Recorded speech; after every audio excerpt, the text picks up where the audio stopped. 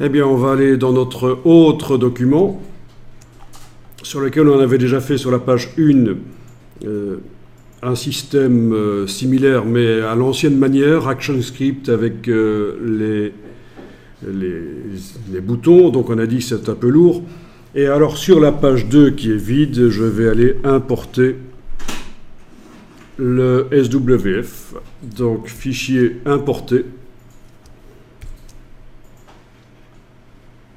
Je clique et il arrive à la taille définie, c'était 18 sur 18. Sinon, c'est redimensionnable de toute façon. Ça peut être redimensionné avec l'outil de transformation manuelle.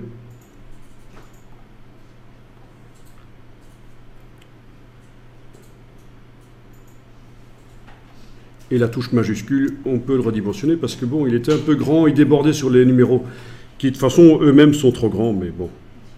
Vous pouvez essayer de le redimensionner si vous voulez avec l'outil de transformation manuelle, le SWF.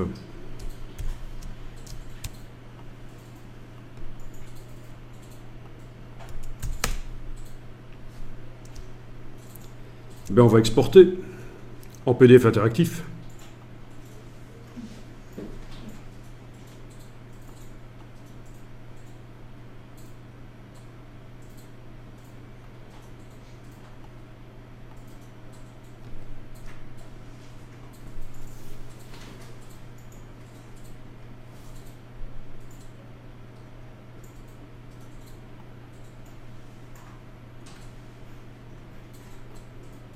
Donc je vais sur la page 2 et on ne voit rien du tout. En fait, il y a plusieurs problèmes qui sont là.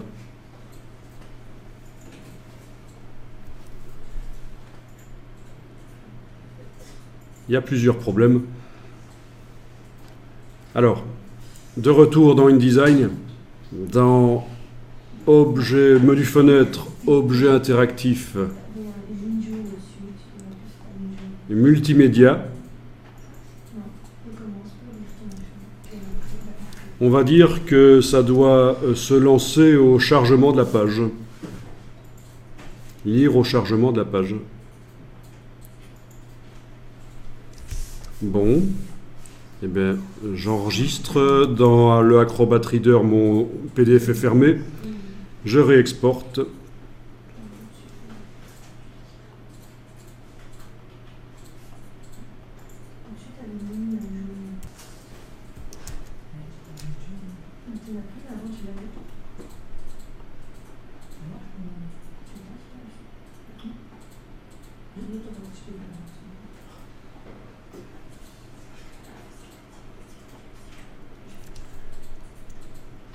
Ok. Alors regardez, plutôt que de le faire à chaque fois avec moi, regardez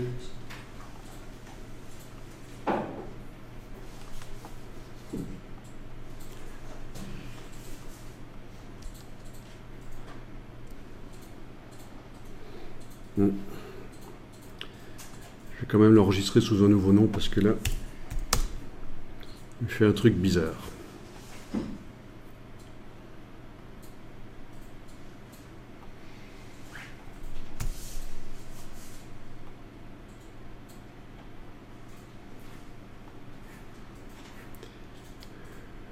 Ah, quand même.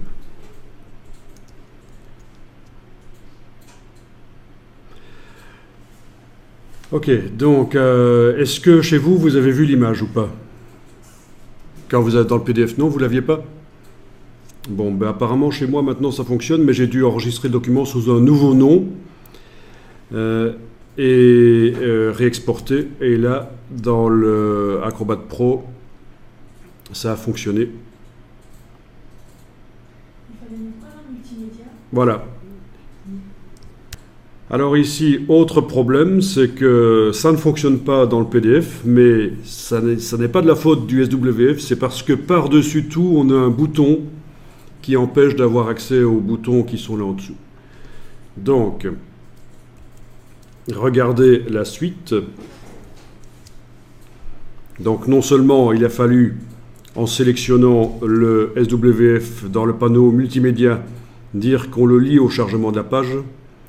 Ensuite, Il a fallu que j'enregistre le document InDesign sous un nouveau nom, que je réexporte le PDF sous un nouveau nom aussi. Et là, finalement, il apparaît dans le PDF, le SWF apparaît dans le PDF, on le voit, mais il n'est pas utilisable. Et on a en fait un grand bouton qui est par-dessus tout. D'ailleurs, on le voit ici en bas à droite, l'icône. Alors, je vais retourner dans la palette page. Je double-clique sur le gabarit A. Et dans la palette des calques, je vais repérer où se trouve ce grand bouton. Il ne veut pas se laisser sélectionner, c'est certainement qu'il est verrouillé sur un des calques. Le voilà. Dans le calque navigation, on a le grand rectangle et je l'avais verrouillé. Voilà. Donc là, il est sélectionnable. Je l'ai donc déverrouillé dans le gabarit sur son calque, donc navigation. Maintenant, je retourne sur ma page 2. Et sur la page 2, je vais pouvoir le désolidariser par rapport au gabarit avec la touche CTRL majuscule sur le PC, commande majuscule sur le Mac, en cliquant sur le bord du bouton. Il est déverrouillé, ce qui me permet de le supprimer spécifiquement sur cette page 2. Pas sur les autres, mais sur cette page 2, il est supprimé. Quand je réexporte, donc, ça devrait... je vais peut-être par sécurité enregistrer le document sous un nouveau nom et réexporter en PDF interactif. Ici, j'ai spécifiquement dit, pour que ça aille plus vite, que je n'exporte que la page 2, en fait. Étendue 2. Vous voyez que j'ai aussi coché l'option ouvrir en mode plein écran, comme ça normalement il devrait me proposer de l'ouvrir en mode plein écran. Une fois que c'est exporté, voilà, c'est ce qu'il fait. Je réponds oui.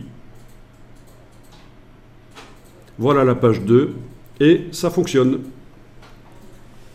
Donc très bonne astuce de pouvoir exporter en SWF. Il y a certaines choses qui ne fonctionnent qu'en SWF. Pour des sites flash, mais vu qu'on sait les importer dans le document InDesign et qu'un PDF peut les contenir, voilà, on contourne le problème.